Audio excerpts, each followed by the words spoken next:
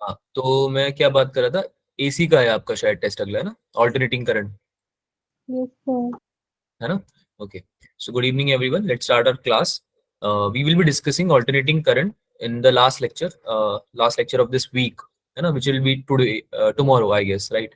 कल होगा आपका एक लेक्चर, उसमें करेंगे. तो आप लोग कुछ क्वेश्चंस करके आएंगे एसी के, राइट? आप लोगों को मॉड्यूल्स तो शेयर्ड है ना? तो उसके ऑब्जेक्टिव्स कर लिए सबने? ऑब्जेक्टिव 1 कर लिया सबने? Yes, sir. तो ऑब्जेक्टिव और एक्सरसाइज, ये दोनों आपका एक्सरसाइज 1 और ऑब्जेक्टिव 1 ये आपको करके आना है कल की क्लास के पहले, ये आपका होमवर्क है ना? ताकि हम जब कल प्रैक्टिस करेंगे तो हम आप क्वेश्चन कर पाएंगे अच्छे अच्छे, ना, प्रैक्टिस कर पाएंगे. अगर आप लोग नहीं करोगे तो फिर मुझे बिल्कुल बेसिक से बताना पड़ेगा, है ना? फॉर्मुलेज भी रिवाइज कराने पड़ेंगे, उसमें बहुत ज्यादा टाइम चला जाएगा, तो हम काफी सारे क्वेश्चंस जो कर सकते हैं वो नहीं कर पाएंगे, राइट? तो मैं अज्यूम कर रहा हूँ कि तुम करके आओगे ताकि हम कल प्रैक्टिस कर पाए अच्छे से, राइट? चलो भाई, आज स्टार्ट करते हैं ऑप्टिक्स.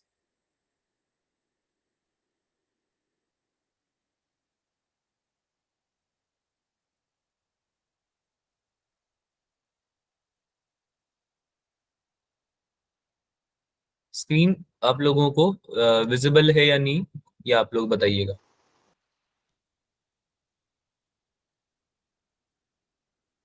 Sir, visible है. Yes, sir. Yes, sir. दिख रही है? Yes, sir. Visual है. कूल.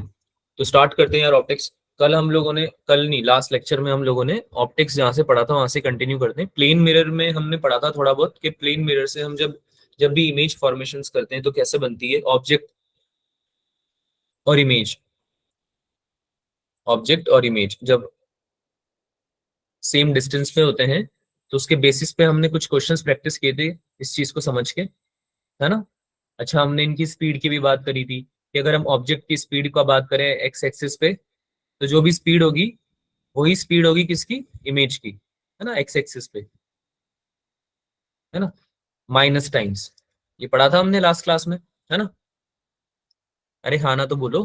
Yes, last sir. में पढ़ा था ना? तो ये Yes, ऐसी sir. कुछ चीजें हैं जो याद रखनी है आप लोगों को, ठीक है? चलो भाई आगे स्टार्ट करते हैं. अब हम एक केस ले रहे हैं बच्चों कि अगर आप लोगों का एक की जगह दो मिरर रख दें, अगर हम, है ना, मल्टीपल मिरर्स अगर हम रख दें तो कैसे हम लोकेट करेंगे सारी इमेजेस, राइट? तो इमेजेस कैसे लोकेट करते हैं, अगर हमने यहाँ पे जैसे कि दो मिरर्स ले लिए, M1 और M2, ठीक है? तो इस केस में आप लोगों को ये समझना है कि कितनी सारी इमेजेस बन सकती हैं और उन नंबर ऑफ इमेजेस को तुम कैलकुलेट कैसे करोगे. तो अगर ऐसा कोई क्वेश्चन आता है जिसमें कि तुम लोगों का दो मिरर इंक्लाइन रख दिया, तो उसको कैसे सॉल्व करोगे इस चीज को समझो. तो जैसे यहाँ पे आपने एक M1 रखा, है ना, एक M1 मिरर रख दिया.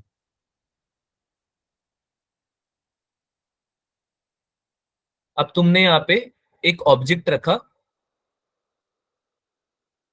P पॉइंट पे, ठीक है? अब ये जो ऑब्जेक्ट है बच्चों आपका, ये बना रहा है कुछ एंगल, ठीक है? कितना एंगल बना रहा है ये, अल्फा एंगल बना रहा है किसके साथ में, मिरर M1 के साथ में, ठीक है? सेम तरीके से अगर आपने M1 को अलाइन कर दिया, इंक्लाइन कर दिया किसी एक और मिरर के साथ जिसको हम बोल रहे हैं M2, है ना, और हमने बोला कि ये जो दूसरा मिरर है आपका, इसके साथ में आपका जो ऑब्जेक्ट है, ये ऑब्जेक्ट ये कितना एंगल बना रहा होगा, लेट्स से कि कुछ एंगल बना रहा है ये बीटा. यहां तक समझ में आया? Yes, sir. Yes, sir. Situation समझ में आई ना सबको कि जो हम किस बारे में बात कर रहे हैं? Yes, sir. Yes, sir. ठीक है, तो आगे चलते हैं. अब समझो, ये जो ऑब्जेक्ट है बच्चों, इसका कुछ ना कुछ इमेज बनेगा ना M1 में, कुछ ना Yes, कुछ sir. इमेज बनेगा ना M1 में, और सेम तरीके से Yes, sir. इसका कुछ ना कुछ इमेज बनेगा M2 में भी. एम आई right? Yes, Yes, sir. sir. Yes. तो M1 में इसका जो भी इमेज बनेगा, उसको अगर हम अज्यूम करें कि देखो यहाँ से कुछ डिस्टेंस है इसकी, तो इतने डिस्टेंस पे यहाँ पे कहीं इमेज बन जाएगा इसका, तो इसको हम बोल देते हैं I1. क्या बोला इसको हमने? I1, I1. राइट? अब इस बात को समझो कि ये जो I1 है बच्चों, ये भी तो तुम्हारा अल्फा एंगल पे ही होगा.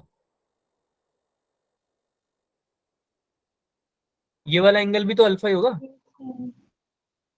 अरे यार, जितना प्लेन मिरर से ऑब्जेक्ट का डिस्टेंस होता है उतना इमेज का होता है ना.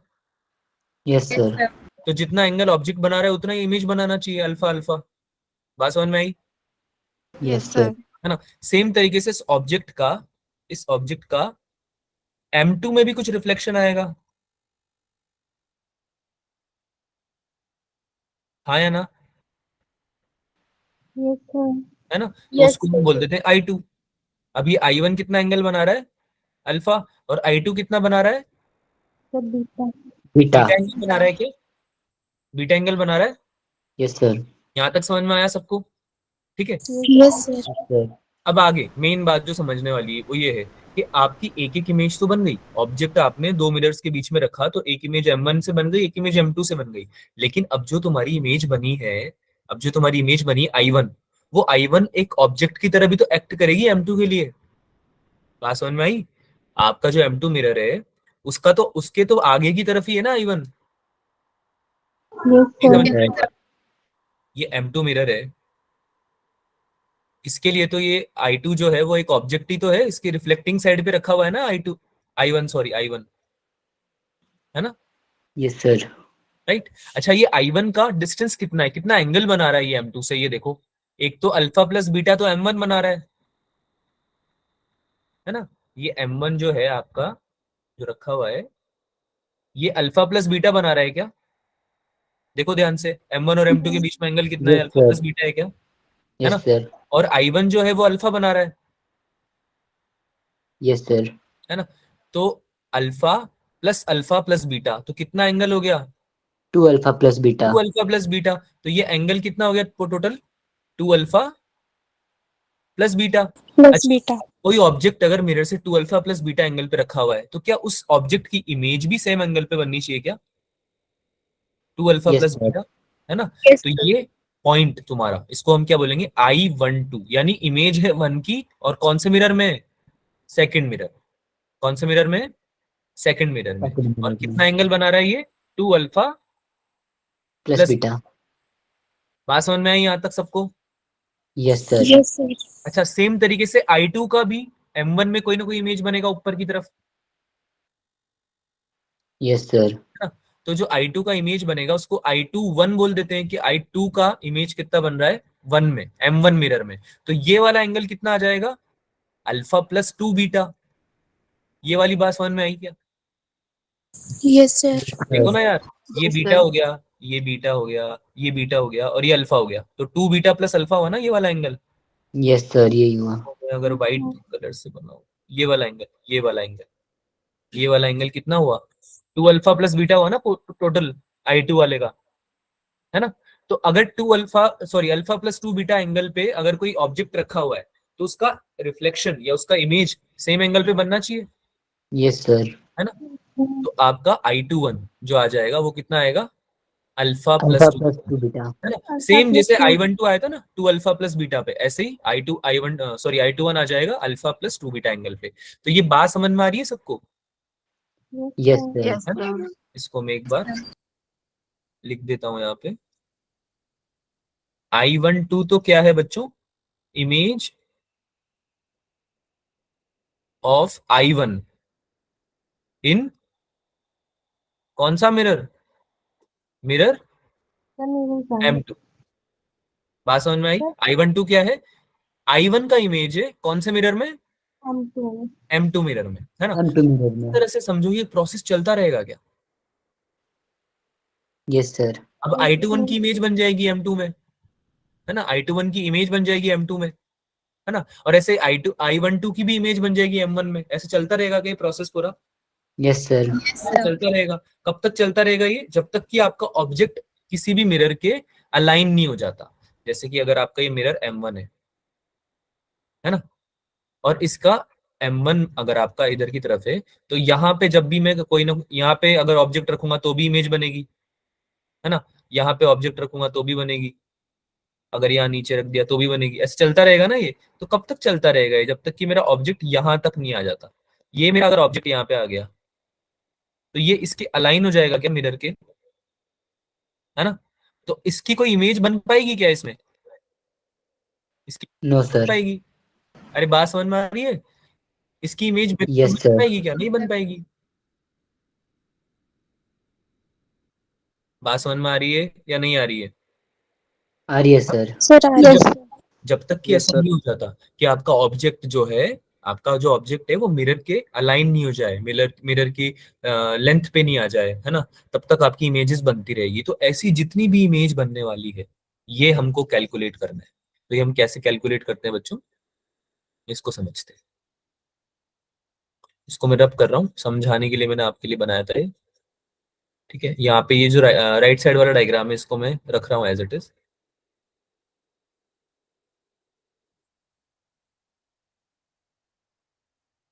ठीक है, तो इसके लिए एक फॉर्मूला दिया गया है आपका, कि अगर आपका 360 अपॉन थीटा, अब थीटा क्या है इसमें, थीटा है आपका अल्फा प्लस बीटा, यानी कि एंगल बिटवीन, एंगल बिटवीन क्या, M1 और M2। Both the mirrors, 2 mirror. है ना, M1 और M2 के बीच का एंगल है ये। बात समझ में आई? Yes sir. Yes, sir. अगर आपको थीटा दिया हुआ हो, अल्फा प्लस बीटा दिया हुआ हो, एक ही बात है, थीटा दिया हुआ हो, तो आप क्या करोगे, 360 अपॉन थीटा निकालोगे। तो अगर आपने 360 अपॉन थीटा निकाला, है ना, इवन नंबर आपका आया, अगर आपका इवन नंबर आया, तो आप नंबर ऑफ इमेजेस कैसे निकालोगे, 360 अपॉन थीटा माइनस 1 करके। बात समझ में आई? Yes sir. है ना, 360 अपॉन थीटा करके आप निकालोगे। 360 अपॉन थीटा अगर इवन नंबर आता है, जैसे सपोज करो तुम्हारा थीटा आ गया 60 डिग्री, थीटा कितना आ गया, 60 डिग्री, 60 तो degree. 360 अपॉन 60 कितना हो जाएगा, जल्दी से बताओ, कितना आ जाएगा, 6 आएगा ना, 6 है ना। ये 6 तो आएगा. 6 इवन नंबर है या ऑड नंबर है, sir even. Even Even number number है। है तो sir. जैसे इवन नंबर आया, हम नंबर ऑफ इमेजेस कितनी बता देंगे, 360 अपॉन थीटा माइनस 1। तो आंसर कितना आ जाएगा, नंबर ऑफ इमेजेस कितनी बनने वाली है टोटल, 5।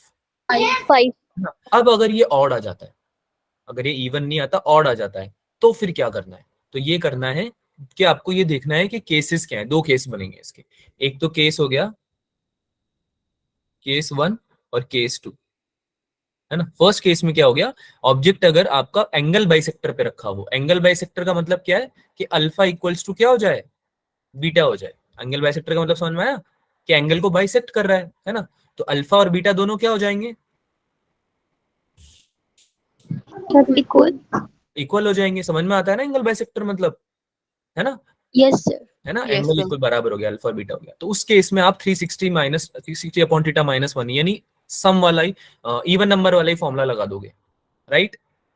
लेकिन अगर आपका एंगल बाइसेक्टर नहीं रखा हुआ, जैसे यहाँ पे अल्फा इक्वल्स टू बीटा नहीं है ना, अल्फा इक्वल्स टू बीटा नहीं है, तो फिर आप क्या करोगे, 360 अपॉन थीटा जो आपने निकाला है वही आपका क्या हो जाएगा, आंसर हो जाएगा। यानी नंबर ऑफ इमेजेस आपकी उतनी ही आ जाएगी जितना आपने निकाला हुआ है 360 अपॉन थीटा। ये बात समझ में आई क्या? Yes sir. Yes Yes, sir. sir. Sir. Easy है, ज्यादा डिफिकल्ट तो नहीं है, नो सर। नो है ना। सर।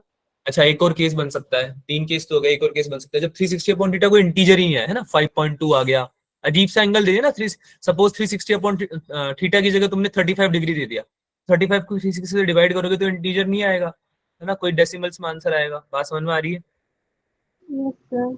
है ना। तो अगर Yes, कोई sir. इंटीजर नहीं आए, तो फिर आपको इमेजेस को काउंट करना पड़ेगा एक्सक्लूसिवली, जैसे अभी हमने यहाँ पे करी ना, I21 निकाला, है ना, I21 निकाला, I12 निकाला, फिर इसकी फिर से इमेज बनाएंगे, मैनुअली बनाएंगे। अरे बात समझ में आ रही क्या बोल रहा हूँ? अच्छा, मैनुअली आप वैसे भी कैलकुलेट कर सकते हो, जब इंटीजर आएगा ना तब भी आप मैनुअली कैलकुलेट कर सकते हो, पर वो जैसे मान लो 8 इमेजेस बन रही है, तो तुमको 8 बार एंगल देखना पड़ेगा ना, अल्फा प्लस 2 बीटा, फिर उसमें ऐड करना पड़ेगा वापस 3 अल्फा प्लस 2 बीटा, ऐसे। अरे मेरी बात समझ में आ रही है या नहीं आ रही है? Yes sir. है ना। तो आप मैनुअली कैलकुलेट कर सकते हो। अभी मैं एक क्वेश्चन दूंगा, उसको आपको अच्छा खासा टाइम दूंगा, क्योंकि ये एक ही क्वेश्चन पे आपको पूरा समझ में आ जाएगा टॉपिक। तो आपको वो क्वेश्चन मैनुअली भी करना है और फॉर्मूले से भी करना है ना। तो मैं आपको ये समझाना चाह रहा हूँ कि आप मैनुअली भी कर सकते हो और आप फॉर्मूला से भी कर सकते हो, लेकिन आप फॉर्मूला से ही करना ऑब्वियसली, अगर आ रहा है, समझ में आ रहा है तो, या फिर कोई इंटीजर आ रहा है तो, है ना। अगर इंटीजर नहीं आता है एग्जाम में, वैसे तो ऐसा क्वेश्चन नहीं आएगा, पर मान लो अगर नहीं आता है, बोर्ड्स में आ सकता है ऐसा क्वेश्चन, तो उस केस में आप क्या करोगे, आप है ना रिफ्लेक्शंस निकालोगे, जब तक कि आपका जो एंगल है, जबकि आपका एंगल जो है उसका टोटल सम 180 डिग्री से कम रहेगा। 180 डिग्री जैसे ही आ जाएगा, उसका मतलब क्या हो गया कि आपके मिरर के अलाइन हो गया वो। अरे बात समझ में आई क्या बोला मैंने? ये मिरर है, इससे कोई एंगल बना रहा है तुम्हारा ऑब्जेक्ट, है ना, एक्स एंगल बना रहा है, एक्स, ये ऑब्जेक्ट, राइट। अगर एक्स इक्वल्स टू 180 डिग्री हो जाए, अगर एक्स इक्वल्स टू 180 डिग्री हो जाए, तो ये एक्स पूरा ऐसे घूम के यहाँ पे आ जाएगा क्या? यहाँ पे आ जाएगा क्या ऑब्जेक्ट आपका? Yes, sir. इस Yes, sir. केस में इमेज बनेगी क्या?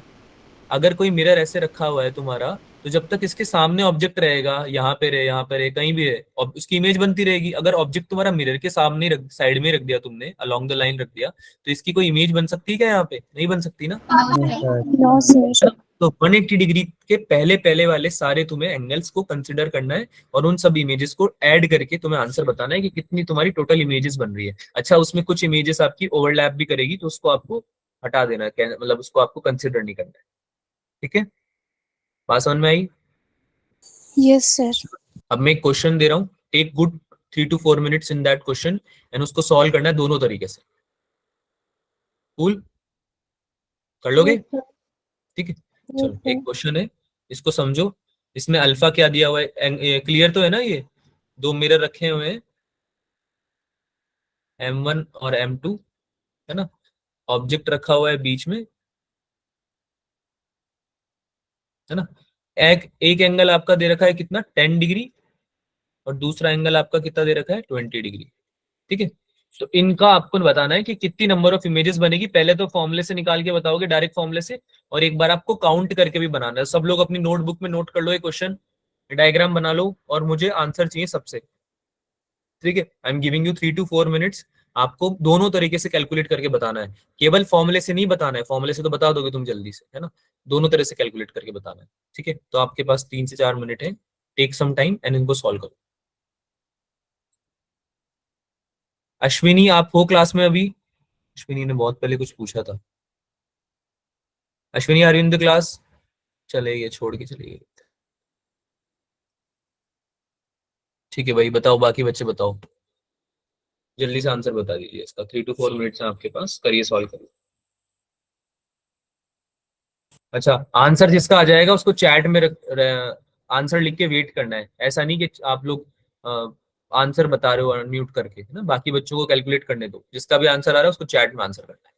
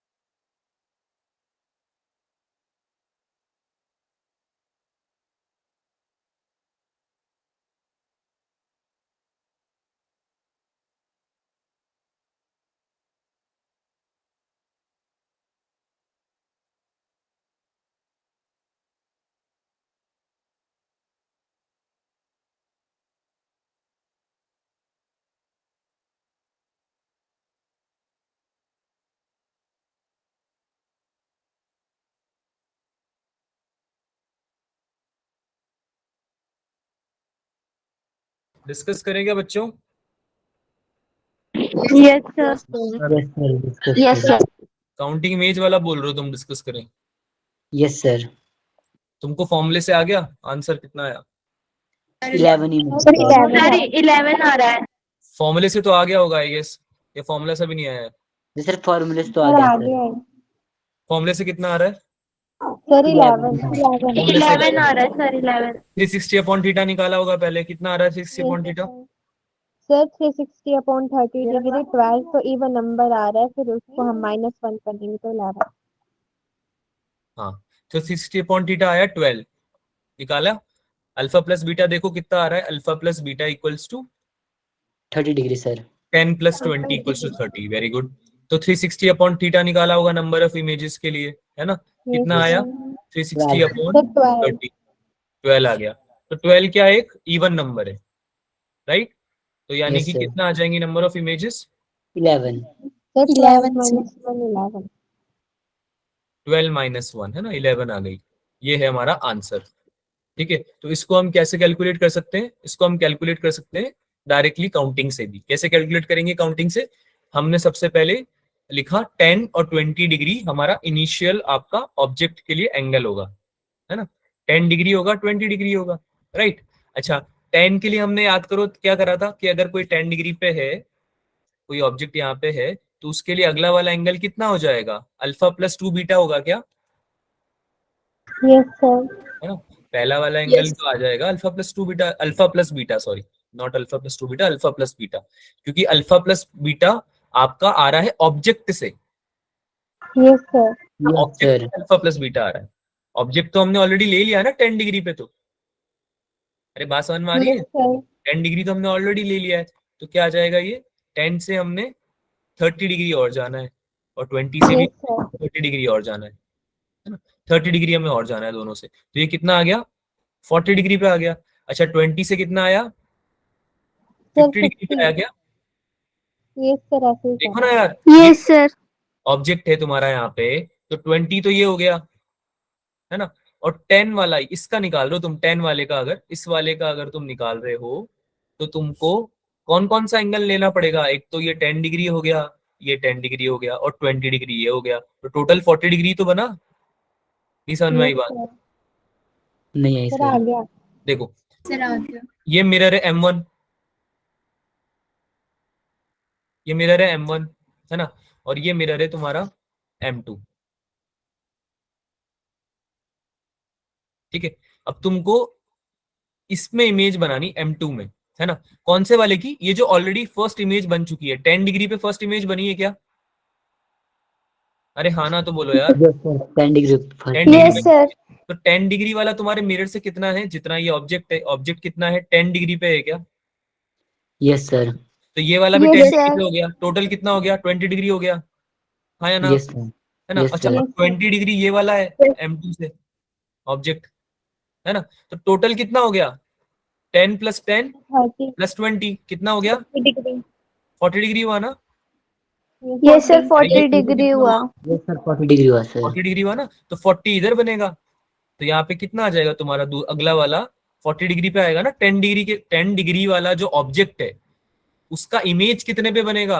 40 डिग्री पे। बात समझ में आई? Yes, sir. है ना? Yes, sir. ऐसे ही 20 डिग्री वाले का कितने पे बन जाएगा? 50 डिग्री पे। 30 डिग्री 50 ऐड degree करते पे. जाएंगे बेसिकली, है ना?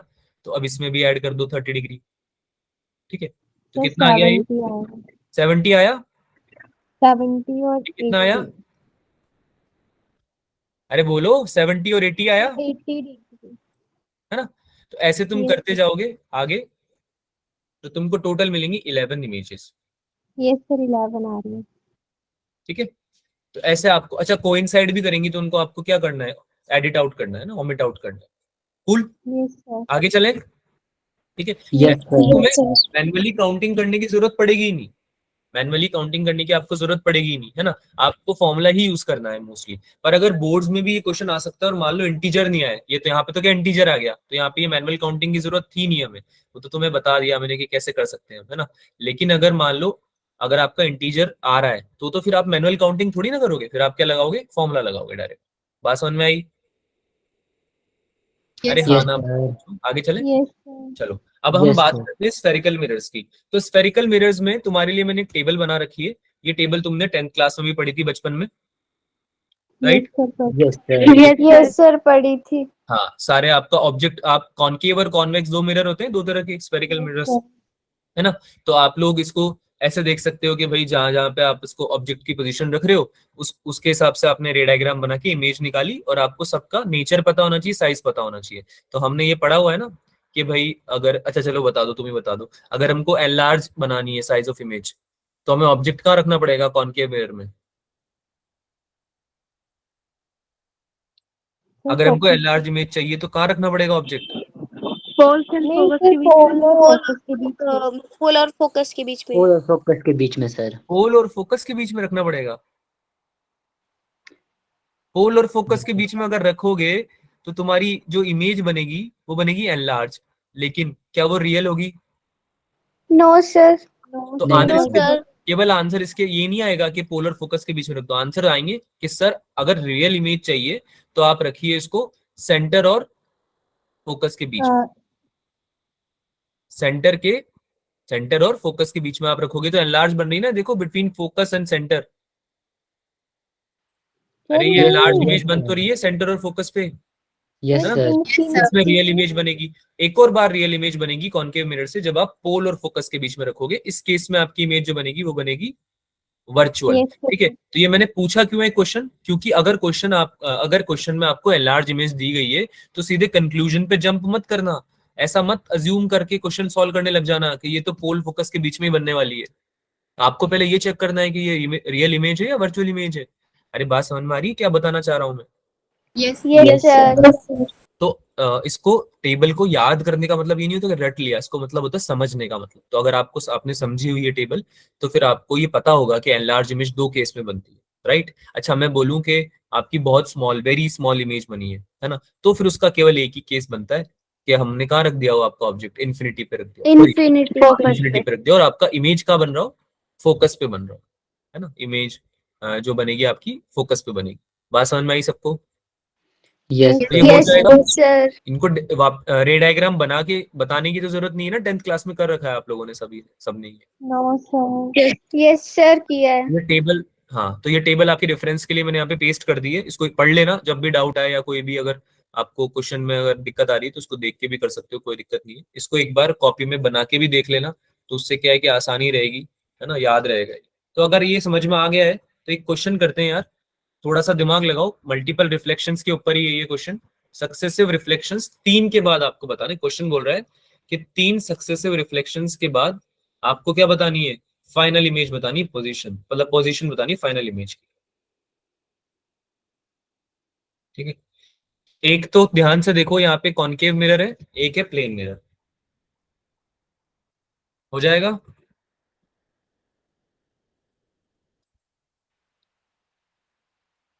बच्चों हो जाएगा ना? Yes, sir. हाँ करो। Yes. Yes, sir हो जाएगा। करिए करिए, सॉल्व करिए।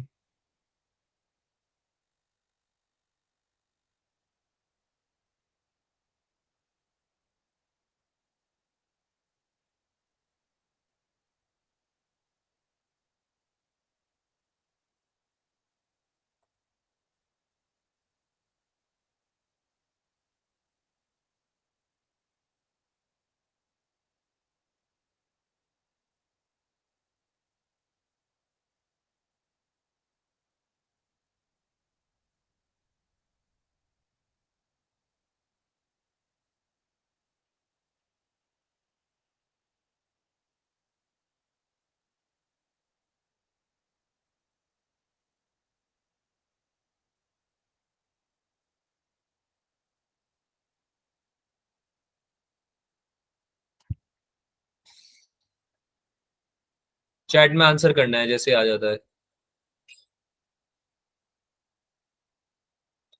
तमन्ना बोल रही 10th बोर्ड्स की याद आ गई। 10th बोर्ड कैसे गए थे तुम्हारे, पढ़ाई करी थी 10th बोर्ड में? Yes, yes sir. सर। अच्छा, यस सर तो ऐसे बोलते हो हर चीज में, कुछ भी बोल लो सर आप।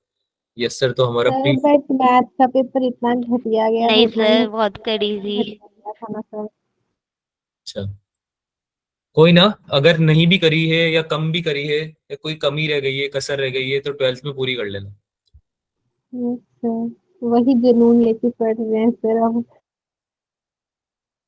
अच्छा, 12th में आपका जो रिजल्ट है वो ज्यादा मायने रखेगा ना, ज्यादा इंपॉर्टेंस रखेगा।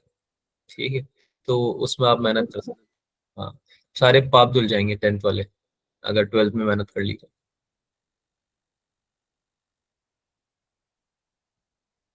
हम्म पोजीशन निकालनी है हमें फाइनल इमेज की। ठीक है, तो समझो, एक बार रिफ्लेक्शन आपका होगा कॉनकेव मिरर से, एक बार होगा प्लेन मिरर से, है ना, फिर उसके बाद कॉनकेव मिरर से। ठीक है, इस चीज को कंसिडर करते हुए चलना है। देखो देखिए आंसर निकल रहा है क्या।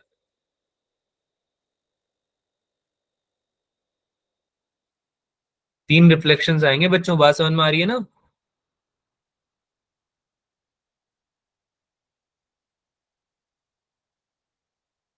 अच्छा, फोकस क्या लोगे मिरर का? सर 10।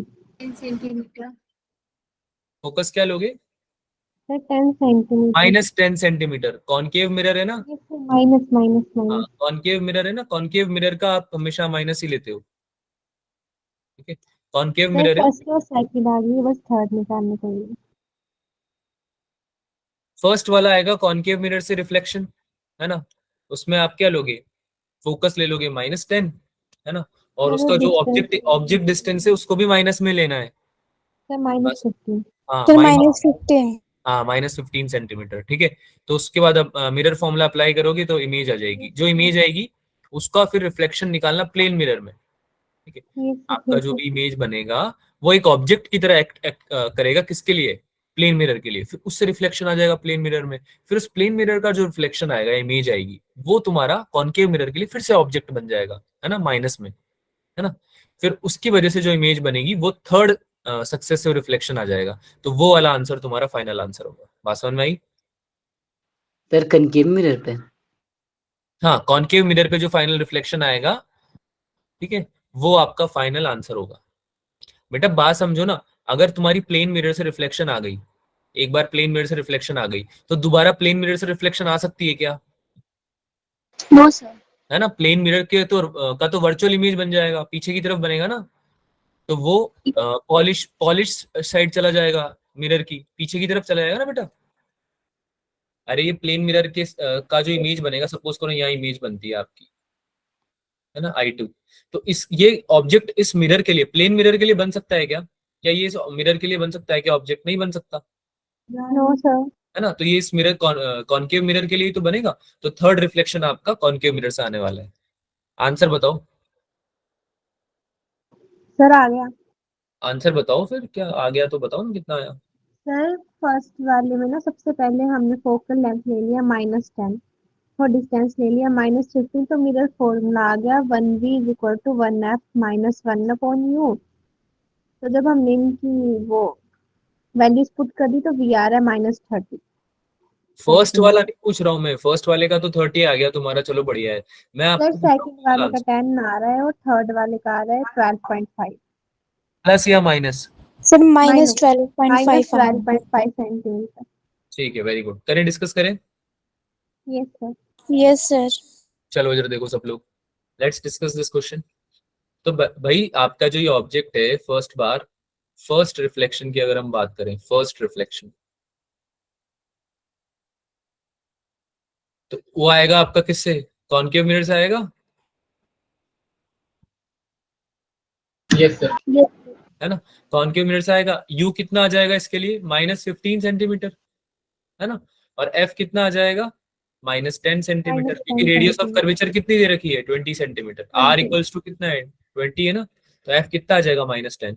तो मिरर फॉर्मूला लगा देंगे, 1/v + 1/u equals to 1/f। कितनी आ जाएगी इससे? v -30 centimetre, 30 -30 centimetre. मतलब 15 इधर और 15 इधर, यानी यहाँ कहीं बनेगी क्या इमेज? I1 फर्स्ट इमेज तुम्हारी यहाँ बनेगी ना, 30 सेंटीमीटर पे। है ना। तो ये I1 जो है इस प्लेन मिरर से कितना दूर है? क्या ये 40 माइनस 30 दूर है? अरे समझ में आई बात, ये पूरा टोटल 40 है और यहां से यहां तक जो तुम्हारी इमेज बनी है वो बनी है 30 की, तो ये बचा कितना है यहाँ पे? 10 centimeter. 10 10 centimetre, centimetre. है ना। तो सेकंड रिफ्लेक्शन जो आएगा प्लेन मिरर से,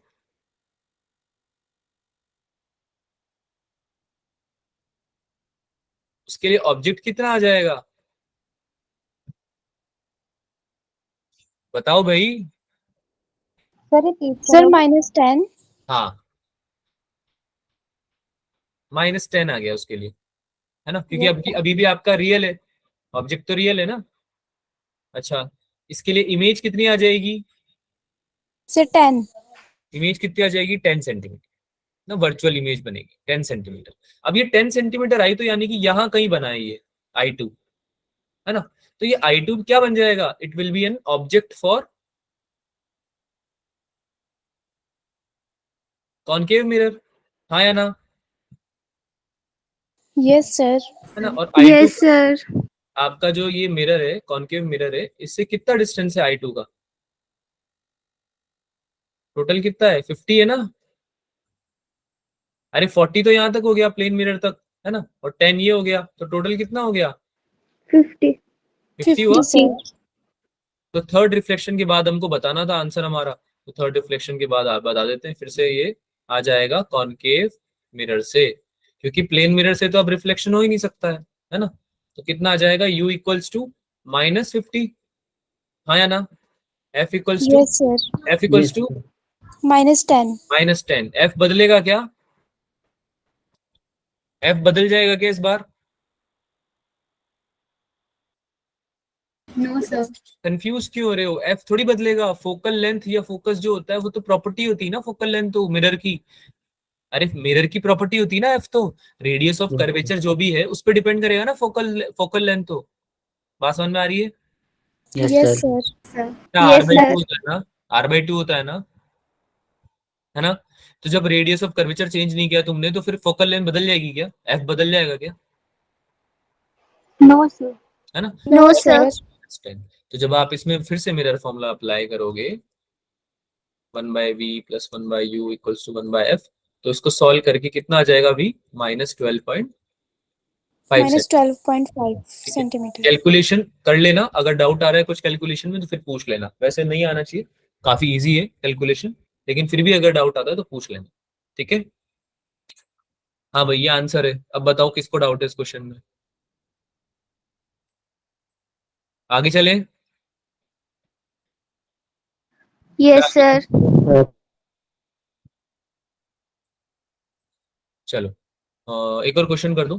एक इमेज है, image of a candle, screen पे फाउंड किया गया डबल साइज का। सर बड़े मस्त क्वेश्चंस हैं बड़े मस्त क्वेश्चंस हैं, चलो बढ़िया है। क्वेश्चन भी Yes, मस्त होने sir. चाहिए और आंसर्स भी मस्त होने चाहिए ना, दोनों चीजें अच्छे से समझ में आनी चाहिए।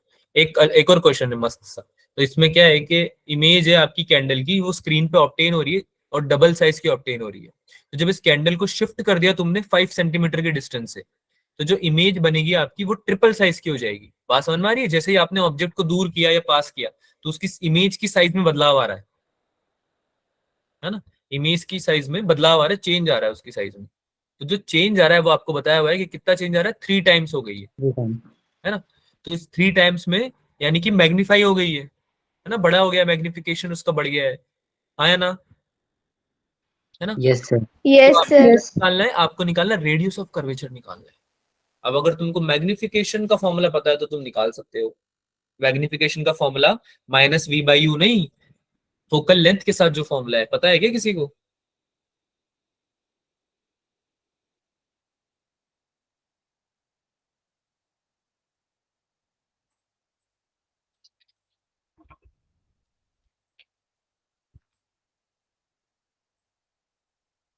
अरे सॉल्व कर रहे हो? Yes sir. करो करो। क्वेश्चन तो समझ में आ गया ना, या क्वेश्चन में डाउट है?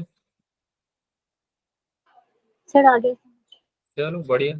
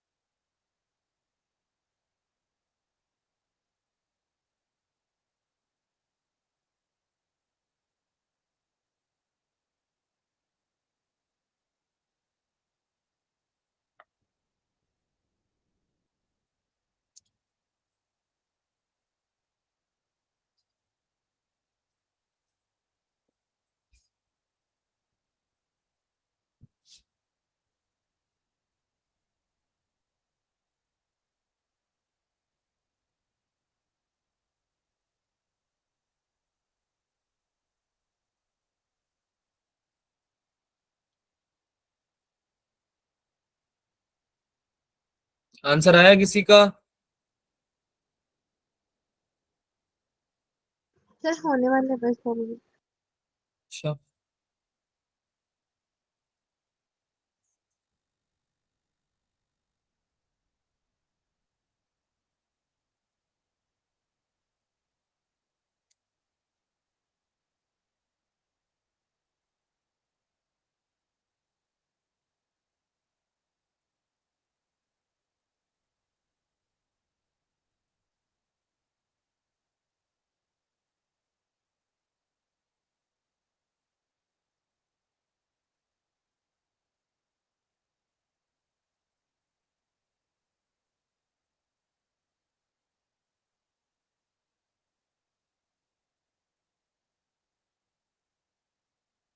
बताऊं?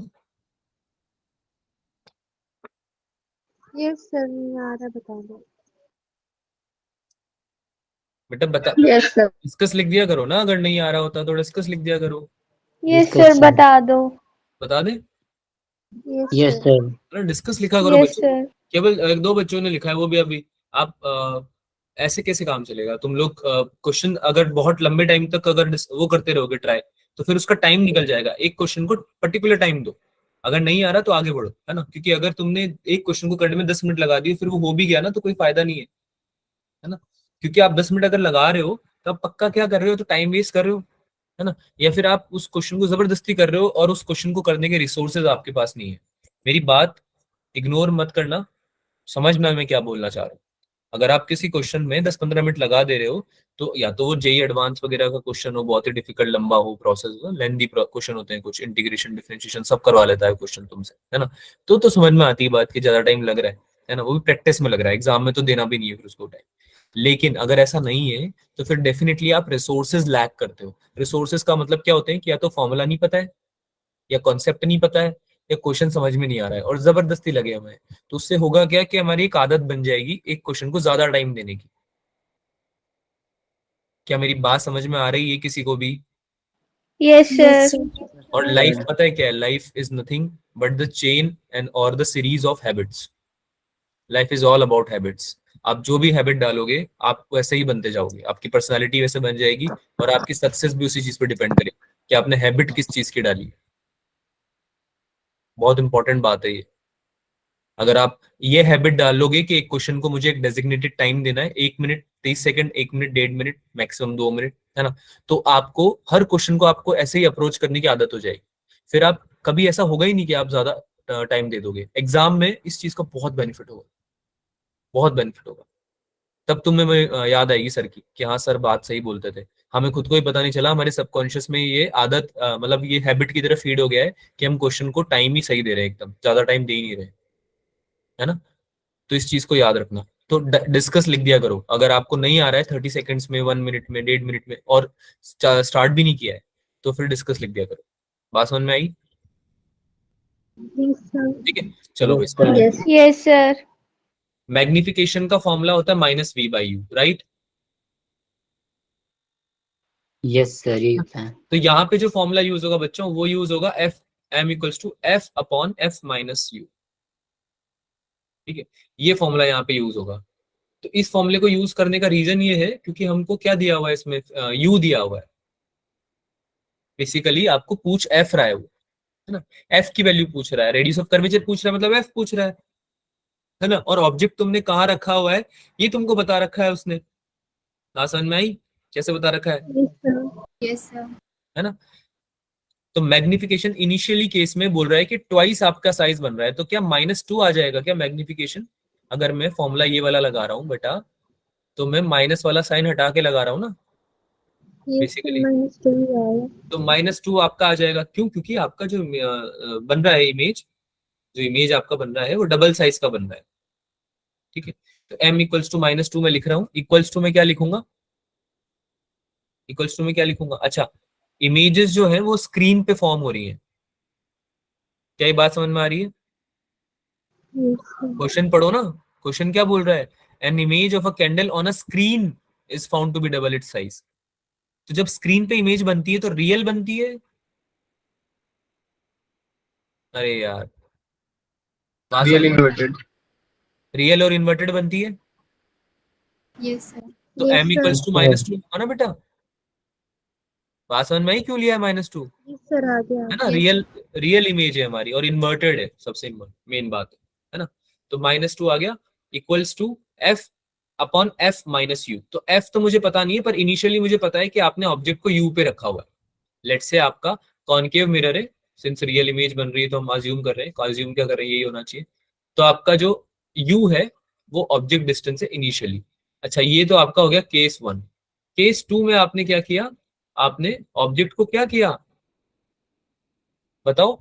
शिफ्ट कर दिया 5 सेंटीमीटर से। 5 सेंटीमीटर। क्या कर दिया? 5 सेंटीमीटर Shift से शिफ्ट कर दिया। तो तुमने u की जगह क्या कर दिया? u+5 कर दिया। क्या कर दिया? u+5, +5. है ना? अरे बात समझ में आई क्या बोल रहा हूँ? तो अब Yes, sir. ये करने से तुम्हारा मैग्निफिकेशन तो -3 हो गया, है ना? 3 टाइम्स हो गई इमेज, ट्रिपल हो गई ना साइज में, triple it's size, Yes, sir. है ना? और फॉर्मूला तुम अभी भी वही यूज करोगे, एफ तो चेंज होता है नहीं, लेकिन तुम्हारा यू चेंज हो जाएगा। यू क्या हो जाएगा? u+5। 3, 5. 3 नहीं, 5 सेंटीमीटर का है ना, 5 सेंटीमीटर के डिस्टेंस पे।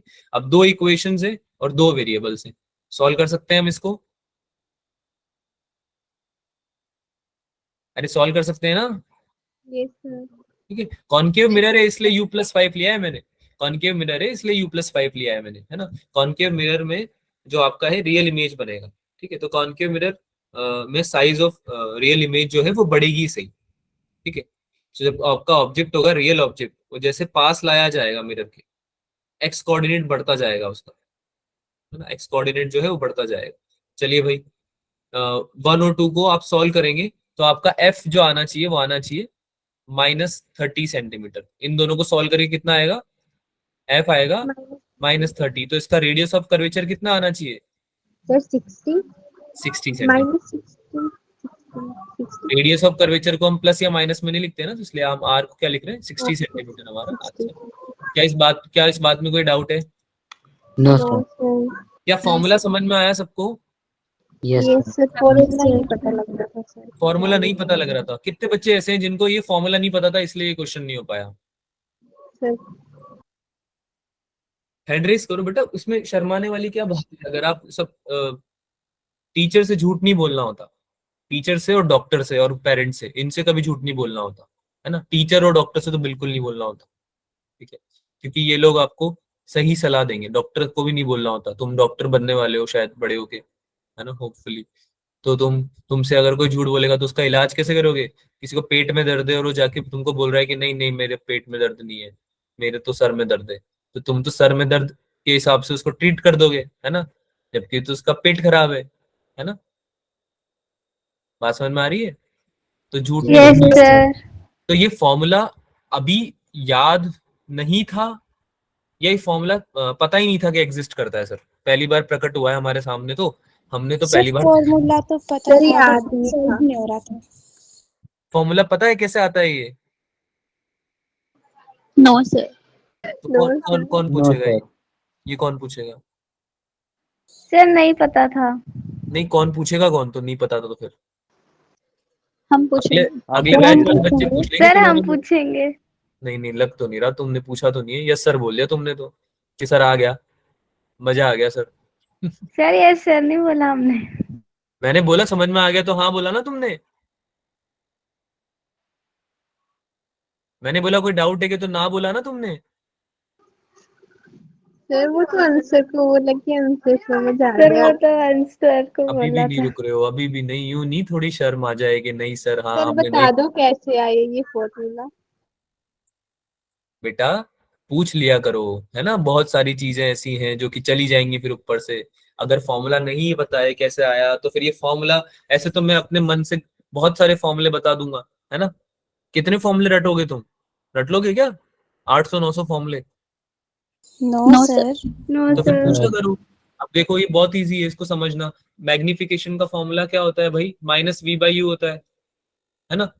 Also Yes, mirror sir. Formula क्या होता है? 1/v + 1/u = 1/f, यही होता है ना? Yes sir. Yes, sir.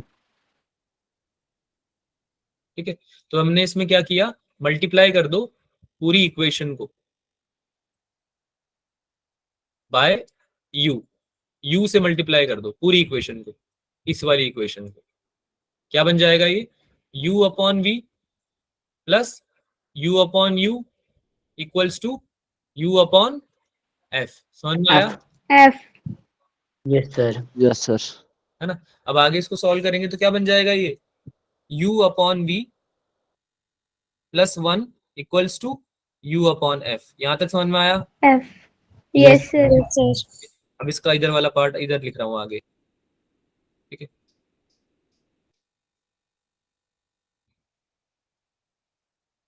हाँ भाई, क्या बन जाएगा ये, u अपॉन v, देखा देखा लग रहा है, ये देखो u अपॉन v देखा देखा लग रहा है ना, क्या बन रहा है ये u upon v, yes sir. Sir, minus M. 1 yes upon sir m। अरे यार इसको देखो ना, u अपॉन v उल्टा कर देंगे तो ये 1/m हो जाएगा, और माइनस तो था ही सही, तो ये माइनस 1/m हो जाएगा ना, Yes, sir. है ना। तो minus Yes, 1/m plus 1 equals to u by f। आया समझ में? यस सर आ गया। Yes, sir. अब तो क्या है, m को इधर yes ले, sir है ना, m को इधर ले जाओ, ये 1/m उधर चला गया, इधर आ गया 1 माइनस u बाई f। इसको सॉल्व करेंगे तो क्या बन जाएगा, f minus u by f, है ना, इक्वल्स टू 1/m। तो m कितना आ गया इससे, f upon f minus, F minus U. हुआ प्रूफ? Yes. सर हो Yes, गया। sir. ठीक है, यहाँ से आया ये फॉर्मूला, ऐसे अपनी मर्जी से नहीं लिखा है हमने, बनाया हुआ है फॉर्मूला, वैलिड फॉर्मूला है। ठीक है, जब भी आपको ऑब्जेक्ट डिस्टेंस दिया हुआ हो या radius of curvature focal length दी हुई हो तो मैग्निफिकेशन आप निकाल सकते हो, जरूरी नहीं है आपको इमेज डिस्टेंस पता हो तभी निकाल पाओगे। ठीक है, यस सर। हाँ कोमल जी Sir. बताइए क्या डाउट है। कोमल बेटा आपने हाथ ऊपर किया तो कुछ पूछना है क्या?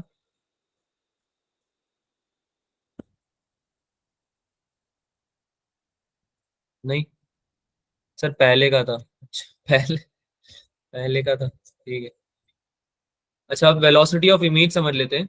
वेलोसिटी ऑफ इमेज में क्या होता है, कुछ नहीं, अगर आपको कभी कभी होगा ऐसा कि आपको है ना दे दिया इन्होंने, हाइट दे दिया h2 अपॉन h1, यानी इमेज और ऑब्जेक्ट की हाइट दे दी, तो उसको तुम मैग्निफिकेशन निकाल सकते हो उससे माइनस v बाई यू करके, है ना।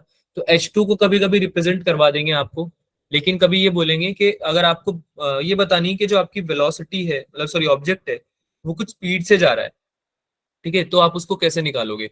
तो आप ऐसे निकालोगे कि अगर आपका कोई पॉइंट ऑब्जेक्ट है जो कि परपेंडिकुलर मूव कर रहा है प्रिंसिपल एक्सिस से, तो उसका जो एक्स कोऑर्डिनेट है of both the object and the image वो कांस्टेंट हो जाता है। ठीक है, कैसे कि अगर एक्स कोऑर्डिनेट ऐसा है, एक्स एक्सिस है ना, तो जो भी एक्स कोऑर्डिनेट होगा उससे परपेंडिकुलर चल रहा है तुम्हारा ऑब्जेक्ट, ऐसे जा रहा है। बात समझ में आ रही है? अरे बात समझ में आ रही है? परपेंडिकुलर जा रहा है ना, तो तुम्हारा Yes, एक्स sir. कोऑर्डिनेट तो चेंज होगा ही नहीं ना। Yes, sir. हमारा जो भी इमेज से बनेगा, ये मिरर से जो भी बनेगा, ये तो ऐसे रहेगा। इस पॉइंट पे भी देखो सेम ही है क्या, यहाँ पे इस पॉइंट पे भी सेम है ना, यहाँ पे भी सेम था, सेम रहेगा ना, कांस्टेंट रहेगा ये तो ये तुमको बोल रहा है कि कांस्टेंट रहता है आपका एक्स कोऑर्डिनेट। तो जब आप डिफरेंशिएट करोगे इस रिलेशन को, जब आप इस रिलेशन को, ये वाले रिलेशन को डिफरेंशिएट करोगे टाइम के रिस्पेक्ट में, है ना, विद रिस्पेक्ट टू टाइम, तो आपको क्या मिलेगा, dh2/dt। इसको करोगे तो dh2/dt हो गया, और इसको करोगे तो dh1/dt हो गया, right. Minus v by you आपका कांस्टेंट रहने वाला है, ठीक है। तो उसको आप टाइम के रेफरेंस में, तो उसको आप चेंज नहीं करोगे, केवल हाइट चेंज हो रही है ना आपके, ऊपर नीचे जा रहे हो आप। बात समझ में आ रही है? मैंने डिस्टेंसेस चेंज नहीं करी है। अरे बात समझ में आ रही है ना, मैंने एक्स डिस्टेंस को चेंज नहीं किया, एक्स yes sir को चेंज नहीं किया, वाई वाले कोऑर्डिनेट को चेंज किया, तो केवल हाइट में चेंज आएगा, हाँ या ना। yes sir मैंने h2 और h1 को तो डिफरेंशिएट कर दिया, और v और u को मैंने छोड़ दिया, तो ये आपका ये फॉर्मूला बनता है, dh2/dt equals to minus v upon u dh1/dt। तो इसमें जो dh1/dt है वो उसको बोला जाता है velocity of object when perpendicular to the principal axis. जब भी प्रिंसिपल एक्सिस से आपका परपेंडिकुलर हो आपका ऑब्जेक्ट, तो ये वेलोसिटी ऑफ ऑब्जेक्ट बोली जाएगी, यानी कि ऊपर नीचे की तरफ कितनी स्पीड से तुम्हारा भाग रहा है क्या ऑब्जेक्ट, वो क्या बताएगा तुम्हें, dh1/dt। और dh2/dt क्या बता देगा, इमेज का distance, velocity of image है ना, with respect to the principal axis, है ना, प्रिंसिपल एक्सिस के कंपैरिजन में कितना ऊपर नीचे भाग रहा है। ठीक है, बात समझ में आई सबको? yes sir Yes, sir. ये गेम तो Yes, आपका sir. तब हो गया जब आपने ऊपर नीचे वाई एक्सिस पे आपने चेंजेस लाए, अगर आप अलोंग द प्रिंसिपल एक्सिस चल जाओ तो आप एक्स में भी चेंजेस लाने लगोगे, राइट, है ना। तो अब Yes, sir. v और u भी क्या हो जाएगा, dt के मुकाबले, टाइम के मुकाबले डिफरेंशिएट होगा, है ना, चेंज होगा। तो आप इसमें क्या कर दोगे, चेंज कर दो, dv by dt equals to minus v upon u square equals to du by dt। तो इसमें जो dv बाई dt है वो है velocity of image along principal axis, and du by dt क्या है, velocity of object along the principal axis. अच्छा, v और u इसमें जो है, ये जो v है ये वेलोसिटी नहीं है, ये क्या है,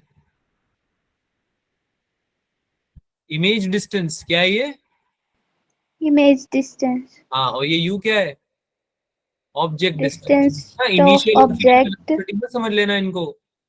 अरे बात समझ में आ रही है, Yes, sir. पता चले बाद में कल आके मेरे को बोल रहे हो कि सर डीवी बाई डी तो मुझे, हमें तो कुछ और पढ़ाया था, Yes, sir. हमें तो एक्सेलरेशन वगैरह पढ़ाया गया था, आपने तो पता नहीं क्या ही पढ़ा दिया है सर, आप, आपकी फिजिक्स तो अलग है सर, ऐसा तो नहीं बोलोगे ना बाद में, है ना। No, sir. डिस्टेंसेस है ये भी, है ना, इमेज डिस्टेंस और ऑब्जेक्ट डिस्टेंस, वी और यू में कंफ्यूज नहीं होना है, कोई नादान परिंदा उसको बाद में इनिशियल या फाइनल वेलोसिटी नहीं बोलेगा। प्रिया ऐसे सोच रही है, पता नहीं क्या बोल दिया, बेटा समझ में आया क्या बोला मैंने,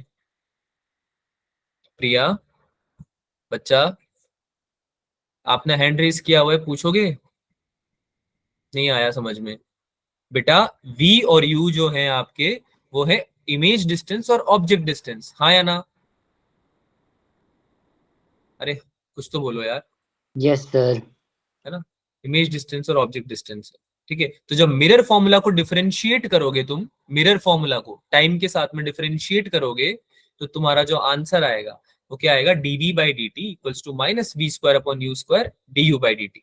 ठीक है, ये कब हो रहा है, जब हम अलोंग द प्रिंसिपल एक्सिस चल रहे हैं, यानी कि हमारा v और u भी टाइम के साथ में चेंज हो रहा है ना यार। देखो ये तुम्हारा मिरर है, ये तुम्हारा ऑब्जेक्ट है, जब ये आगे पीछे जाएगा तो इसकी कुछ स्पीड होगी, है ना, ऑब्जेक्ट की भी कोई स्पीड होगी, और वेलोसिटी इमेज की भी कुछ ना कुछ स्पीड होगी, जैसे ऑब्जेक्ट की चेंज हो रही है तो इमेज की भी चेंज हो रही है ना। तो dv बाई dt तो क्या हो गया, वेलोसिटी ऑफ इमेज हो गया, और du बाई dt हो गया वेलोसिटी ऑफ ऑब्जेक्ट हो गया, Object. है ना। तो मिरर फॉर्मूला को जब आप डिफरेंशिएट करोगे टाइम के रिस्पेक्ट में तो ये आएगा। क्या ये बात क्लियर Yes, sir. है ना, बाकी करके देख लेना अगर नहीं आ रहा है समझ में तो, ठीक है, आ जाएगा समझ में। कूल, आगे चलें।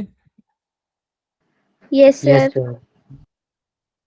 Object moving at an angle with its principal axis, अगर प्रिंसिपल एक्सिस से कोई एंगल बना रहा है तो आपको फिर वेलोसिटी और ऑब्जेक्ट जो है उसके कंपोनेंट्स लेने पड़ेंगे, ठीक है, इस चीज को आप समझें। तो ये रिजल्टेंट निकाल के आएगा आंसर इसका, सेपरेटली आपको इसका रिजल्टेंट निकालना पड़ेगा, ठीक है। आगे चलें, इस पे क्वेश्चंस अगर आएंगे तो आपको इन दोनों फॉर्मूले से टैकल हो जाएंगे। बेटा डिंपल समझ में आया क्या, डिंपल, ठीक है, ये दो फॉर्मूले याद रखने हैं बस, अगर ऊपर नीचे जा रहा है तो ये वाला फॉर्मूला लग जाएगा, अगर एक्स कोऑर्डिनेट में राइट लेफ्ट जा रहा है, अलोंग द प्रिंसिपल एक्सिस जा रहा है, तो फिर आपका ये वाला फॉर्मूला लग जाएगा, ठीक है, ये इंपॉर्टेंट है। तो आगे चलें, ठीक है। अच्छा, एक न्यूटन Yes, sir. फॉर्मूला, इसमें केवल फॉर्मूला याद रखना है और कुछ नहीं, x y equals to f square, easy formula याद भी हो जाता है। एक्स और वाई क्या है इसमें, x and y are the distances along the principal axis of object and image from the principal focus. अभी हम पोल से लेते थे, अभी हम किससे लेते थे डिस्टेंस, पोल से लेते थे ना, ऑब्जेक्ट Yes, डिस्टेंस। sir. अब अगर आपको कन्वेंशन के लिए अगर आपको बोला जाए कि यार फोकस है एक प्रिंसिपल, प्रिंसिपल बोल रहा है, एक मिरर का कोई फोकस है एफ, तो उससे अगर आप डिस्टेंसेस लेते हो यू एंड बी, है ना, उससे आप डिस्टेंसेस लेते हो, तो आप न्यूटन्स फॉर्मूला लगा सकते हो, जिसमें कि आप क्या निकाल पाओगे, आप इससे निकाल पाओगे आपकी फोकल लेंथ, या तो है ना एफ, या फिर आप निकाल सकते हो इमेज डिस्टेंस और ऑब्जेक्ट डिस्टेंस फोकस से कितनी है ना। तो ध्यान से देखो यहाँ पे u कितना आ रहा है, माइनस एफ प्लस एक्स आ रहा है, अगर आपका ऑब्जेक्ट डिस्टेंस x है ना, तो ये माइनस एफ प्लस एक्स आ रहा है। नहीं समझ में आई बात, एक मिरर लिया, इसका कुछ फोकल लेंथ था f, है ना, और कुछ x डिस्टेंस पे, कुछ x डिस्टेंस पे आपका क्या था, ऑब्जेक्ट रखा, Object. है ना। तो एक तो ये फोकल लेंथ हो गई f, और ये x हो गया, ये माइनस f माइनस x दोनों ऐड हो जाएंगे ना टोटल u निकालने के लिए। अरे u निकालने के लिए दोनों को करोगे ना ऐड, तो बेटा हाँ ना तो बोलो, समझ में आ रहा है या नहीं आ रहा है? Sir, U is equal to minus F plus X कैसे आया? बेटा इसको ओपन करोगे तो माइनस f माइनस x आएगा ना, और अगर इसको तुम ऐसे देखना चाहते हो तो f प्लस x होगा। ये एक मिरर है, ऑब्जेक्ट रखा हुआ है u, f से x डिस्टेंस पे, है ना। तो f जो होता है वो मिरर से कितने डिस्टेंस पे होता है, f डिस्टेंस पे तो होता है, फोकल लेंथ के डिस्टेंस पे तो होता है फोकस आपका, हाँ या ना, Yes, sir. है ना। तो टोटल डिस्टेंस कितना हो गया, x प्लस f ही तो होगा। अरे टोटल डिस्टेंस कितना हो गया u का, Yes, sir. Yes, sir. है ना। और ये कॉन्केव मिरर है, रियल लेते हैं ऑब्जेक्ट को तो माइनस लगाते हैं आगे, हाँ या ना, Yes, sir. Yes, sir. है ना। चलो ऑब्जेक्ट तो हमेशा अपन माइनस ही लेते हैं वैसे भी, ऑब्जेक्ट तो माइनस ही लेते हैं ना अपन वैसे भी। Yes, sir. Object minus ही लेते हैं. हाँ ठीक है। तो अगर आप इसमें ये माइनस एफ प्लस एक्स और v equals to minus f plus y replace कर दोगे इस मिरर फॉर्मूले में, ठीक है, तो आपका नया फॉर्मूला बन जाएगा x y equals to f square.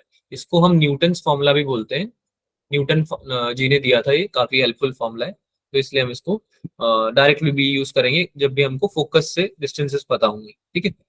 आगे चलते हैं, ये हम पढ़ चुके हैं ऑलरेडी, डन ना। वेलोसिटी ऑफ इमेज तो पढ़ चुके हैं ना हम, कैसे निकालते हैं। Yes, अरे sir. बोलो। तो चलो रिफ्रैक्शन पे आ जाते हैं, रिफ्रैक्शन ऑफ लाइट, है ना। रिफ्रैक्शन ऑफ लाइट आपने लास्ट 10th क्लास में पढ़ा था बचपन में, तो थोड़ा सा क्विक रिवीजन कर लेते हैं, वैसे तो तुमको आती है चीजें, है ना। कोई भी लाइट रे, अच्छा अभी तक रिफ्लेक्शन में क्या हो रहा था, बाउंसिंग बैक ऑफ लाइट हो रही थी। रिफ्लेक्शन में क्या होता था, Bouncing back of light. Bouncing back. अब रिफ्रैक्शन में क्या होगा, Refract हो जाएगी.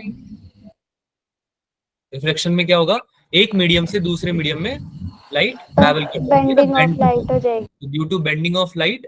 आपका जो लाइट होता है वो क्या होता है, एक मीडियम से दूसरे मीडियम में ट्रांसफर हो जाता है, स्पीड में चेंज आता है तो लाइट बेंड हो जाती है ना। लाइट में स्पीड में चेंज आने की वजह से एक मीडियम से दूसरे मीडियम में जाने में लाइट में बेंड आ जाता है, तो इसको क्या बोलते हैं, रिफ्रैक्शन बोलते हैं। इस फिनोमेना को क्या बोलते हैं, रिफ्रैक्शन। तो इसमें एंगल ऑफ इंसिडेंस होगा, एंगल ऑफ रिफ्रैक्शन होगा, और कुछ पार्ट रिफ्लेक्ट भी होगी क्या बच्चों, कुछ लाइट आपकी रिफ्लेक्ट भी होगी क्या,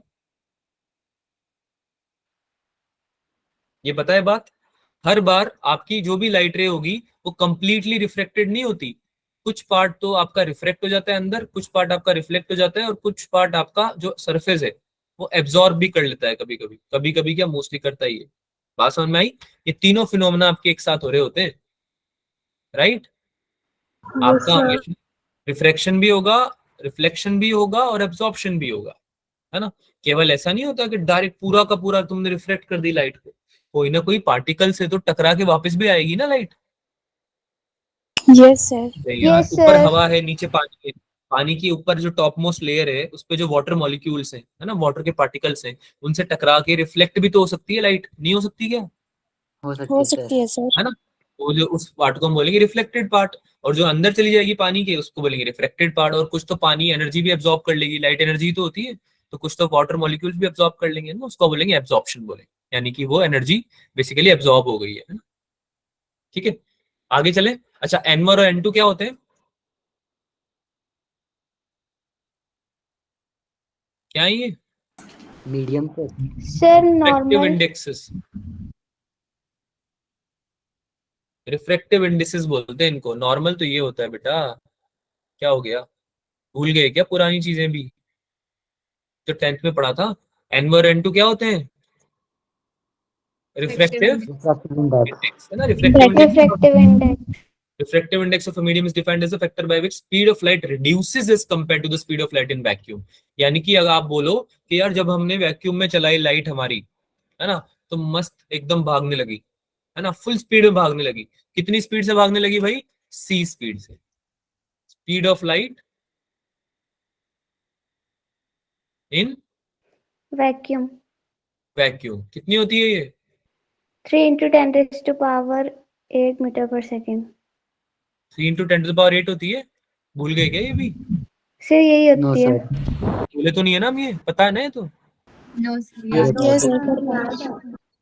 हाँ, तो speed of light in vacuum हो गई सी। तो तुमको ये बोला कि यार जब तुमने लाइट को वैक्यूम में चलाया तो मस्त सी की स्पीड से भाग रही थी, पर जैसे ही तुमने उस लाइट को पानी में चलाया या एयर में चलाया, है ना, या फिर किसी और मीडियम में चलाया, तो उसकी स्पीड कम हो गई। अरे कमी तो हो गई उसकी स्पीड, है ना? वैक्यूम में तो कोई पार्टिकल ही नहीं होते, तो कोई टकराएगा क्या? लाइट को गाड़ी समझ के चलाया करो, मतलब तुम नहीं चला सकते, समझा करो कि गाड़ी है तुम्हारी, है ना? बाइक, कार, स्कूटी, साइकिल जो भी चलाते हो तुम, है ना? तो तुम्हारी जो गाड़ी है, अगर कोई ट्रैफिक नहीं होगा, है ना, खाली रोड है एकदम, तो मस्त मस्त तेज चल सकती है ना? Yes, not sir. दैट कि आपको चलानी चाहिए तेज, मैं ये सजेस्ट नहीं कर रहा हूँ। बाद में पता चले अपने पेरेंट्स को बोल रहे हो कि सर ने बोला तेज चला सकते हैं खाली रोड पे, तो हमने चला दी 100-150 की स्पीड पे, है ना? ऐसे नहीं करना है। मैं ये बोलना चाह रहा हूँ, धूम 4, हाँ धूम 4 नहीं बनानी है किसी को, ठीक है? मैं ये बोलना चाह रहा हूँ कि जब आप खाली रोड पे चलाते हो तो आप स्पीड तेज कर सकते हो, राइट? तो लाइट के साथ भी यही होता है, कोई पार्टिकल दिख नहीं रहा है आगे, है ना, तो धूम मचाता रहता है लाइट, है ना, मस्त तेज चलता रहता है। और अगर कोई पार्टिकल आ गया उसके सामने तो उसकी स्पीड कम हो जाती है, होती है ना? Yes sir. Yes, sir. तो रिफ्रैक्टिव इंडेक्स क्या बताता है? रिफ्रैक्टिव इंडेक्स ये बताता है कि कितने फैक्टर से कम हो रही है। रिफ्रैक्टिव इंडेक्स उस मीडियम की प्रॉपर्टी है। जैसे कि आपने पानी में चला दिया लाइट को, तो पानी में पार्टिकल्स मिलेंगे ना उसको बीच बीच में, वो तो एक्सेलरेट करेगा, गाड़ी चला रहा है अपनी लाइट, है ना, और सामने फिर कोई वाटर पार्टिकल आ गया, ठीक है भाई धीरे कर लेते, फिर आगे चला, फिर पार्टिकल आ गया, फिर धीरे कर लेते हैं। तो स्पीड ऑफ लाइट बेसिकली समझने के पर्सपेक्टिव से बता रहा हूँ मैं, ऐसा एक्चुअली में एग्जैक्टली ऐसा नहीं होता है ना? समझने के पर्सपेक्टिव से बता रहा हूँ, ऐसे नहीं कि लाइट चल रही है फिर रुक गई, फिर चल रही है फिर रुक गई, ऐसे नहीं होता है ना? लेकिन समझ रहे हो ना तुम मैं जो समझाना चाह रहा हूँ, कि पार्टिकल्स होते हैं Yes, हिंड्रेंस, sir. स्पीड में डिक्रीज होता था, है ना? तो स्पीड में डिक्रीज हुआ है, कम हुआ है, कितने फैक्टर से कम हुआ है, ये आपको रिफ्रैक्टिव इंडेक्स बताएगा। तो कैसे निकालेंगे? Speed of light in vacuum ले ली, उसको डिवाइड कर दिया speed of light in medium से, मीडियम में जितनी भी स्पीड है उससे डिवाइड कर दिया, तो आपका क्या निकल गया? रिफ्रैक्टिव इंडेक्स निकल गया। तो क्या फॉर्मूला होता है रिफ्रैक्टिव इंडेक्स का? C/V, है ना? एब्सोल्यूट रिफ्रैक्टिव इंडेक्स का फॉर्मूला होता है ये। कौन सी रिफ्रैक्टिव इंडेक्स का होता है? Yes, sir. Absolute refractive index, Absolute है reflection. ना? एब्सोल्यूट क्यों बोला गया है? क्योंकि ये वैक्यूम के कंपैरिजन में है ना? अगर आपको रिलेटिव रिफ्रैक्टिव इंडेक्स निकालनी है, रिलेटिव रिफ्रैक्टिव इंडेक्स निकालनी है, तो कैसे निकालोगे? N1/N2 से, है ना? अरे ऐसे ही तो निकालोगे, एक मीडियम के कंपैरिजन में दूसरे मीडियम की कितनी है, यही तो होती है relative refractive index. Yes sir. Yes, sir. तब आप वैक्यूम से थोड़ी कंपेयर करोगे, तब आप दूसरे मीडियम से कंपेयर करोगे, है ना? अच्छा, लॉज ऑफ रिफ्रैक्शन क्या है पता है सबको? वही इंसिडेंट रे, नॉर्मल रे, रिफ्रैक्टिव रे, यस सर याद है। सारी एक ही सरफेस पे, सारी एक ही प्लेन में लाई करेगी, है ना? उसके बाद सरफेस के अलावा आप क्या बोलोगे कि आपकी जो रिफ्लेक्टेड रे है वो एक ही प्लेन में लाई करने के बाद आपके पॉइंट ऑफ इंसिडेंस, जो प्लेन ऑफ इंसिडेंस है ना, उस वो बोलेंगे उसको, या फिर प्लेन ऑफ रिफ्रैक्शन भी बोल सकते हैं उसको आप, जो प्लेन है जिसमें लाई कर रही है सारी, ठीक है? Sine i upon sine r हमेशा कांस्टेंट रहता है आपका, इसको हम स्नेल्स लॉ भी बोलते हैं, ये पढ़ा होगा 10th में, यस सर पढ़ा है। है ना? ये 10th में पढ़ा हुआ है तुमने सब चीजें, इसको प्रूव करने की हमें जरूरत यस नहीं है, बस सर। आपको एक बार रिवाइज करा रहा हूँ मैं सारे कॉन्सेप्ट, ठीक है? तो sine i upon sine r अगर हम सॉल्व करते हैं तो आपका N2/N1 आता है ना? उल्टा आता है, आई तो एसोसिएटेड है 1 से और आर एसोसिएटेड है 2 से, तो उल्टा आता है ना? इसको अगर हम फर्दर फॉर्मूला लिखते हैं इसका, तो V1/V2 भी आता है। तो V1 क्या है? स्पीड ऑफ लाइट इन, बोलो, Yes, sir. Medium, vacuum medium 1। Medium 1 ये क्या है? Speed of light in medium medium Medium 2। 2. Medium medium 2,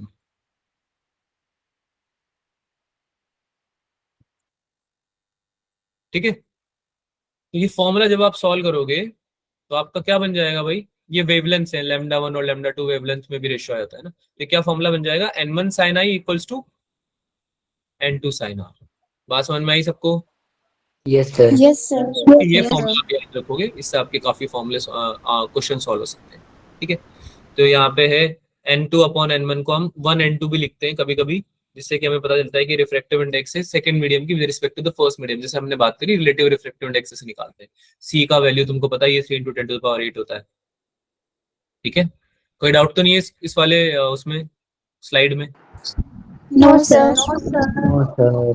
तो एक क्वेश्चन है, ये आप होमवर्क में ले रहे हैं, इसको आप सॉल्व करके लाएंगे घर से, इसी के ऊपर बेस्ड है ये। ठीक है, चलिए भाई एक लास्ट टॉपिक है उसको कर लेते हैं। Parallel slab, refraction through a parallel slab. तो पैरेलल स्लैब जो होता है तुम्हारा, एक स्लैब है जिसमें कि आपकी जो सर्फेसेस है वो पैरेलल है। ठीक है, तो उसमें ये भी पढ़ा हुआ है तुमने पहले से। तो जब भी तुम्हारी लाइट इंसिडेंट होती है तो उसका क्या हो जाता है भाई, कुछ रिफ्रैक्शन होता Yes, sir. है ना, और Yes, फिर sir. वापस से रिफ्लेक्शन होता है ना। तो इसको क्या बोलते हैं, इंसिडेंट रे बोलते हैं इसको। Yes, sir. इसको बोलेंगे रिफ्रैक्टेड रे। Yes, sir. और इसको क्या बोलते हैं, Emergent ray. इमर्जेंट रे। Emergent ray. Emergent. तो आपका जो इंसिडेंट रे होता है और जो रिफ्लेक्टेड रे होता है वो पैरेलल होता है क्या, ये दोनों पैरेलल होते हैं ना, ये Yes, sir. और ये दोनों पैरेलल होते हैं। तो इनके बीच का जो डिस्टेंस होता है उसको क्या बोलते हैं हम, लेटरल शिफ्ट। क्या बोलते हैं, Sir, lateral. Lateral shift. Lateral shift. तो इसको निकालने का फॉर्मूला जो आपसे पूछा जाएगा, क्वेश्चन जिस पे आएगा वो ये आएगा कि डी निकाल दो, डी यानी लेटरल शिफ्ट निकाल दो। कितना होता है ये, t sine i minus r upon cos r. ये कैसे आया, एक तो आपका ये ट्राइंगल बन रहा था, ये आपका आ गया डी, ये तो हो गया डी डिस्टेंस, ध्यान से देखो ना यार।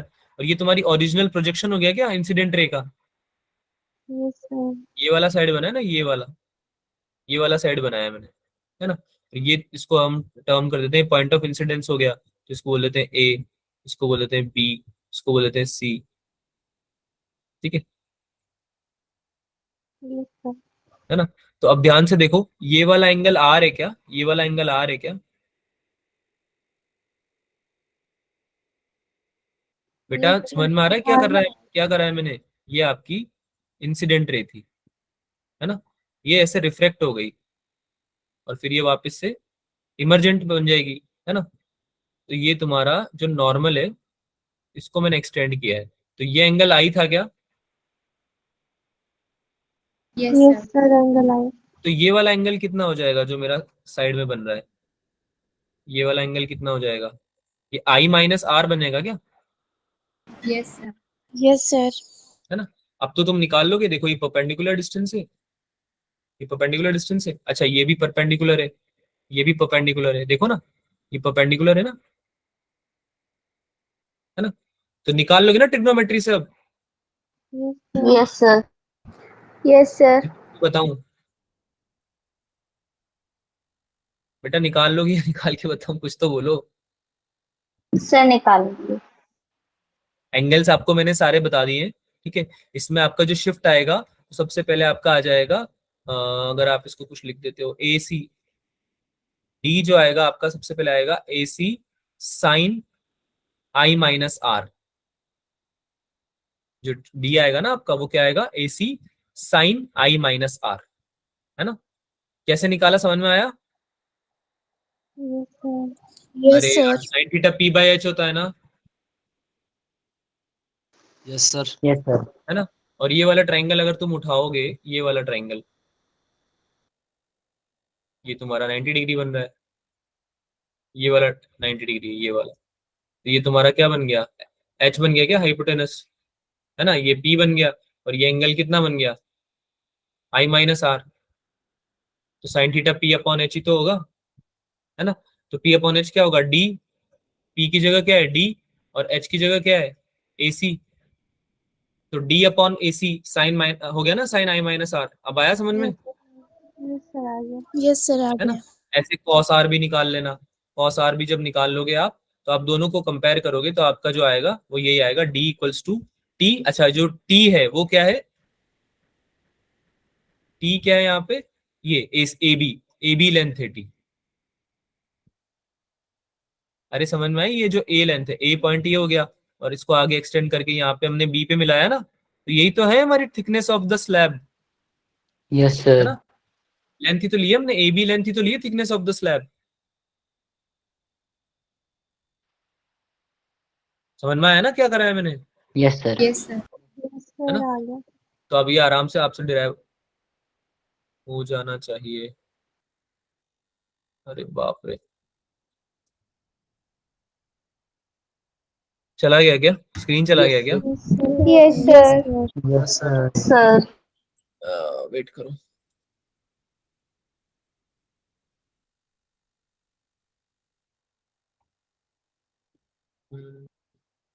कहाँ गए तुम लोग? समय भी हो चुका है ना, खत्म करते हैं क्लास को। रुक जाओ, क्लास लीव करने की ऐसी जल्दी होती है, बिल्कुल ऐसे तुरंत प्रभाव से निकल जाते हो।